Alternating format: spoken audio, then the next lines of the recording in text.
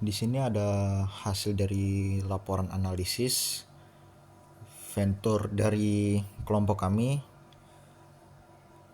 Masuk yang pertama ada profil bisnis. Di sini toko elektronik Sinar Jaya merupakan usaha keluarga yang sudah berdiri sejak tahun 1990 dan terus berkembang hingga saat ini. Toko ini dikelola oleh Pak Wil yang melanjutkan usaha orang tuanya dengan penuh dedikasi serta mampu beradaptasi dengan perkembangan zaman.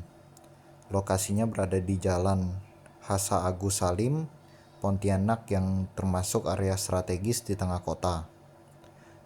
Toko ini menyediakan berbagai banyak produk elektronik seperti televisi, AC, mesin cuci yang menarik pelanggan toko ini. Jadi tidak hanya berasal dari dalam kota, ini juga banyak dari luar daerah yang membeli jumlah besar secara keseluruhan. Usaha ini termasuk dalam kategori yang menengah dalam jangkauan pasar yang cukup luas dan mampu bertahan terus hingga saat ini serta menyesuaikan perkembangan zaman. Di sini ada juga bisnis model kanvas. Ada 5 segmen. Pada bisnis ini terdapat bagian yang perlu diperhatikan. Pertama, dari segmen pelanggan. Toko ini tidak hanya banyak tergantung pada pembeli luar kota, ini juga yang membeli dalam jumlah besar. Memang menguntungkan, tetapi juga beresiko. Hanya bergantung pada ini, perkuatan pasar lokal akan lebih seimbang. Kedua, ada juga dari segi aliran distribusi. Toko ini hanya masih mengandalkan toko fisik dan satu platform e-commerce yaitu Shopee. Oleh karena itu perlu ditambah saluran lain seperti Instagram, TikTok, atau website lainnya yang untuk menjangkau lebih luas. Ada juga yang ketiga, hubungan dengan pelanggan. Sebenarnya sudah cukup baik, namun perlu ditingkatkan dengan sistem loyalitas dan layanan khusus. Ada juga yang keempat, di sini mitra toko masih bergantung sedikit partner, sehingga perlu menambah alternatif dari segi pendapatan juga penjualan, sehingga dapat dikembangkan melalui layanan seperti instalasi, garansi tambahan, atau penjualan produk sebagai pelengkap. Oke, di sini juga ada market analysis and competitive strategy. Yang pemahaman ini dalam konteks toko Sinar Jaya berada di industri elektronik rumah tangga, memiliki permintaan yang cukup stabil. Hal ini karena produk seperti televisi, AC, mesin cuci merupakan bagian dari kepentingan masyarakat untuk berumah tangga maupun usaha. Selain itu, pasar toko ini tidak hanya berasal dari dalam kota Pontianak, tetapi juga di luar daerah membelinya dengan jumlah besar, namun kondisi pasar yang juga mengalami perubahan akibat perkembangan teknologi dan e-commerce. Banyak konsumen yang mulai membandingkan harga secara online sebelum membeli toko di fisik atau offline. Jadi harus mampu bersaing tidak hanya dari segi harga, tetapi juga pelayanan. Selain itu, daya beli masyarakat juga sangat bergantung naik turunnya pengaruh tingkat penjualan. Secara keseluruhan pasti pasar memiliki peluang yang baik, tetapi perlu juga menyesuaikan strategi yang tetap relevan oleh perkembangan zaman. Di sini ada analisis pasar dan kompetitif strategi. Ada dalam menganalisis persaingan, kami menggunakan pendekatan 5 force Porter. Yang pertama, ada juga tingkat dari persaingan antar toko elektronik cukup tinggi, terutama dengan adanya e-commerce ini menawarkan harga yang lebih murah. Kedua, ada juga ancaman yang menawarkan harga pendatang baru atau yang relatif lebih mudah masuk oleh pelaku usaha baru. Nah, di sini ada yang ketiga, pemasok atau toko masih bergantung pada distributor sehingga memiliki ketergantungan yang cukup tinggi. Nah, keempat, karena adanya kekuatan pembeli besar Konsumen memiliki banyak pilihan, bisa dengan mudah membandingkan harga dengan internet atau online e-commerce. Terakhir, ada juga ancaman produk pengganti. Tidak terlalu tinggi, tetapi konsumen bisa menunda pembelian jika kondisi ekonomi yang sedang tidak stabil.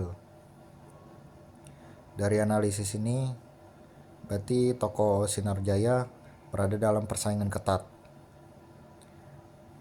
Nah, di sini juga ada resiko-resikonya. Yang pasti, walaupun cukup kuat, toko ini tetap memiliki beberapa resiko, salah satunya kayak e-commerce tadi, persaingannya cukup tinggi, dan adanya menawarkan harga yang lebih murah, sehingga dapat menekan keuntungan dari toko. Selain itu juga ada sistem pengelolaan stok yang masih manual, yang menjadi kelemahan dari toko ini, karena kurang efektif, efisien, dan berpotensi untuk adanya kesalahan. Oke, di sini ada kelayakan bisnis. Secara keseluruhan bisnis ini masih sangat layak untuk dikembangkan. Hal ini karena toko memiliki pelanggan yang loyal, produk yang jelas peminat, seperti sound system atau layanan after sales, yang menjadi keunggulan utama walaupun menggunakan atau menghadapi persaingan yang cukup ketat. Dan toko ini juga mampu memperbaiki sistem dan memanfaatkan pemasaran digital secara maksimal. Peluang untuk berkembang ke depannya masih sangat besar.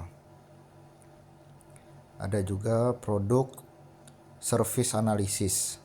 Dari sisi produk, toko Sinar Jaya menawarkan produk yang sesuai dengan kebutuhan pasar, baik dalam kota maupun luar kota. Keunggulan utama toko ini adalah layanan after sales-nya, seperti garansi, konsultasi ke produk, yang membuat pelanggan merasa lebih puas atau lebih tenang. Produk ini yang dijual juga memiliki kualitas yang cukup baik, karena berasal dari distributor yang resmi. Namun kelemahannya ada di sistem stok yang manual, sehingga yang perlu diperbaiki agar operasional lebih efisien. Untuk kedepannya mungkin toko ini peluang besar untuk berkembang, salah satunya dengan masuk ke energi terbaru, seperti solar panel atau memperluas pemasarannya. Yang kelima, di sini ada ethical social responsibility and ownership analysis. Dari sisi etika bisnis, toko ini udah cukup baik karena menawarkan kejujuran dalam penjualan, mengutamakan kepuasan pelanggan. Hubungan dengan pelanggan, karyawan, dan pemasok juga berjalan dengan baik tanpa adanya konflik atau keributan. Namun terdapat banyak tantangan perbedaan harga itu dibanding e-commerce lain. Oleh karena itu, ada faktor wilayah dan biaya pengiriman untuk tanggung jawab sosial. Saat ini masih terbatas dan dapat dikembangkan melalui kegiatan sosial di lingkungan sekitar. Dari segi kepemilikan, usaha ini masih berbentuk bisnis keluarga yang memiliki fleksibilitas yang dikontrol penuh oleh mereka, namun memiliki keterbatasan dalam akses modal untuk pengembangan bisnis ini. Ada juga yang terakhir, strategi rekomendasi. Untuk 6 atau 12 bulan lagi, kedepannya terdapat beberapa strategi yang dapat dilakukan. Pertama, pasti meningkatkan pemasaran melalui media sosial, seperti promosi ke Instagram, TikTok, agar bisa menjangkau pelanggan lebih banyak lagi. Yang kedua, juga mengoptimalkan penggunaan Shopee, fitur iklan, atau produk yang lebih terlihat jelas. Ada ketiga, tetapi juga fokus pada keunggulan seperti sound system, sambil mulai mengembangkan produk baru seperti solar panel. Yang keempat, pasti menerapkan strategi bundling atau promo agar lebih menarik perhatian si konsumen. Yang kelima, terakhir, di sini ada meningkatkan layanan after sales. Walaupun udah cukup baik, ada kalanya ditingkatkan lagi untuk pelanggan yang tetap jadi loyal atau melakukan pembelian ulang dengan perasaan puas. Sekian dari pemaparan kelompok kami. Terima kasih.